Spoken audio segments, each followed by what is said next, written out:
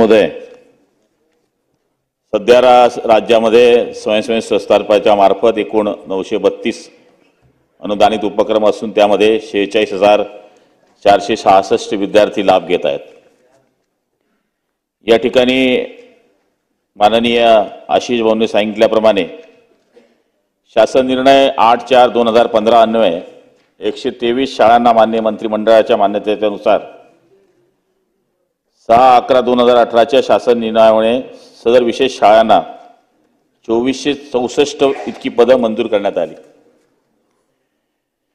या ठिकाणी 2 सप्टेंबर 2013च्या आदेशान्वये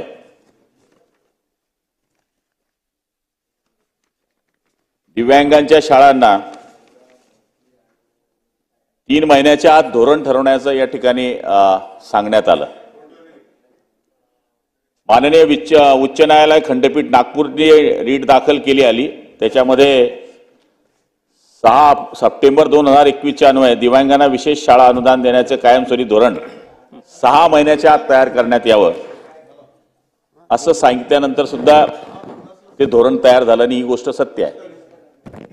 त्यामुळे अवमान याचिका या ठिकाणी दाखल करण्यात आली आणि 18/6/2024च्या आदेशानुसार 12 ऑगस्ट पर्यंत हे धोरण निश्चित करावं असे निर्देश करण्यात आले आहेत।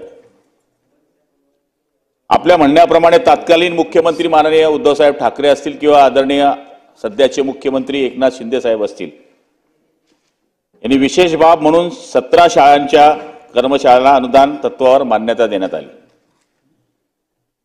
पण वित्त खात्याने फक्त बच्चू भाऊ 4 शाळांना मंजुरी दिली। मी आपल्या मताशी सहमत आहे। मुख्यमंत्र्याचा आदेश हा सर्व नियमाने मान्य केला गेला पाहिजे। जर मुख्यमंत्र्याचा आदेश 17 शाळांना होता तर फक्त 4 शाळांना मंजुरी का दिली? द्यायची असेल तर 17च्या 17 शाळांना द्यायला पाहिजे होती।